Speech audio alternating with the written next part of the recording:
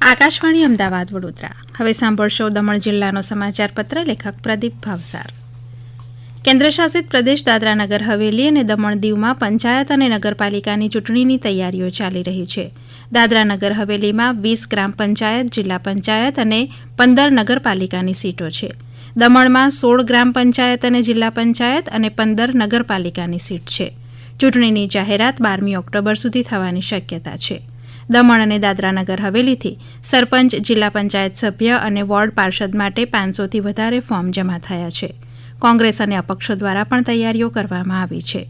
જિલ્લા ચૂંટણી વિભાગ દ્વારા ફાઇનલ ઇલેક્ટ્રોન રોલ 5મી ઓક્ટોબરના રોજ જારી કરવામાં આવ્યું છે અને ટૂંક સમયમાં ચૂંટણીની જાહેરાત થશે. નગરપાલિકા દ્વારા જીએસટી મેળાનું આયોજન કરવામાં આવ્યું છે. દમણમાં નાઇટ માર્કેટ બનાવવામાં આવ્યું છે, જેમાં 1000થી વધારે દુકાનો ઉપર જીએસટી મેળાનું આયોજન કરાયું છે, જેમાં જીએસટીમાં ઘટાડો થતાં ઓછી કિંમતે વસ્તુ આપવામાં આવે છે. આ સાથે લોકોને જીએસટી વિશે માહિતગાર કરવામાં આવી રહ્યા છે. દમણ કોસ્ટગાર્ડ દ્વારા સ્વચ્છતા અભિયાન ચલાવવામાં આવ્યું હતું. દેવકા બીચ ખાતે કોસ્ટગાર્ડ અધિકારીઓ, કર્મચારીઓ, સામાજિક સંસ્થાઓ અને શાળાના વિદ્યાર્થીઓએ સાથે મળીને 2 કિલોમીટર સુધી દરિયાકાંઠાને સ્વચ્છ કર્યો હતો.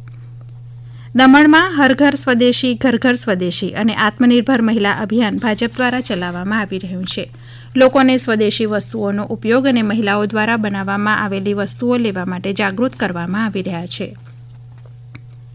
કેન્દ્રશાસિત પ્રદેશ દાદરાનગર હવેલી અને દમણ દીવથી ભેંસલોર શાળાની શિક્ષિકા ભાવિનીબેન દેસાઈને રાષ્ટ્રીય શિક્ષક પુરસ્કારથી સન્માનિત કરવામાં આવ્યા. નવી દિલ્હી વિજ્ઞાન ભવન ખાતે રાષ્ટ્રપતિ દ્રૌપદી મુર્મુના હસ્તે આ પુરસ્કાર તેમને આપવામાં આવ્યો હતો. દેશમાં કુલ 45 શિક્ષકોને આ પુરસ્કારથી સન્માનિત કરવામાં આવ્યા, જેમાં દમણથી ભાવિનીબેન દેસાઈ સામેલ છે.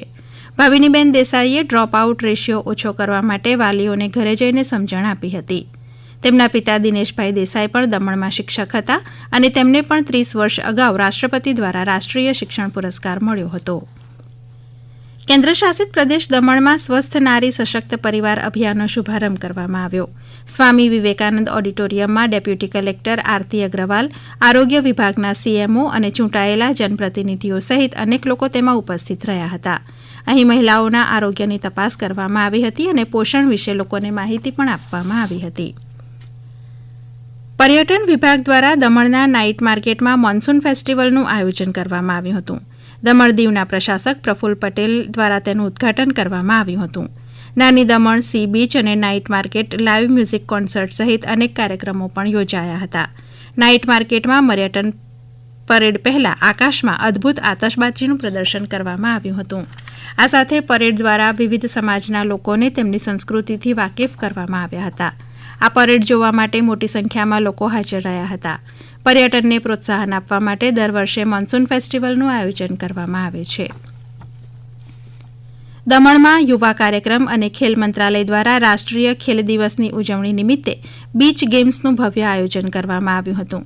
હેપી બીચ, ખેલ કે સિતારે, સમુંદર કે કિનારેના આકર્ષક સ્લોગન સાથે kabaddi, yoga, tug of war સહિત અનેક સ્પર્ધાઓ યોજાઈ હતી. ખાસ કરીને ટગ ઓફ વોરમાં મહિલાઓએ ઉત્સાહપૂર્વક ભાગ લીધો હતો. મોટી દમણ લાઇટ હાઉસ બીચ ઉપર આયોજિત આ કાર્યક્રમમાં અનેક ખેલાડીઓ અને દર્શકો મોટી સંખ્યામાં ઉપસ્થિત રહ્યા હતા.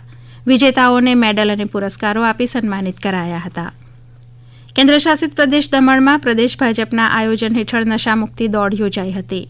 નમો પથ ઉપર 5 કિલોમીટર સુધી યોજાયેલી આ દોડમાં યુવાઓએ ભાગ લીધો હતો. દમણ ઉપરાંત આસપાસના વિસ્તારોમાંથી પણ યુવાનો તેમાં જોડાયા હતા અને દોડના વિજેતાઓને પુરસ્કાર અપાયા હતા. સિલવાસા ચેપ્ટરે આલોક ઇન્ડસ્ટ્રીઝ કોન્ફરન્સ હોલ ખાતે પ્રખ્યાત મનોવિજ્ઞાની ડોક્ટર હર્ષા ખંડેલવાલ દ્વારા કાર્યકારી વ્યવસાયિકો માટે તણાવ વ્યવસ્થાપન ઉપર એક સત્રનું આયોજન કર્યું હતું. આ સત્રમાં પ્રતિષ્ઠિત કંપનીઓના પ્રતિનિધિઓ સહિત 70થી વધુ કાર્યકારી વ્યવસાયિકોએ ભાગ લીધો હતો. ડોક્ટર હર્ષા ખંડેલવાલે તણાવ વ્યવસ્થાપન ઉપર પ્રભાવશાળી પ્રેઝન્ટેશન આપ્યું હતું. આપ સાંભળી રહ્યા હતા દમણ જિલ્લાનો સમાચાર પત્ર. લેખક પ્રદીપ ભાવસાર. પ્રસારણ આકાશવાણીના અમદાવાદ વડોદરા કેન્દ્ર પરથી કરવામાં આવ્યું.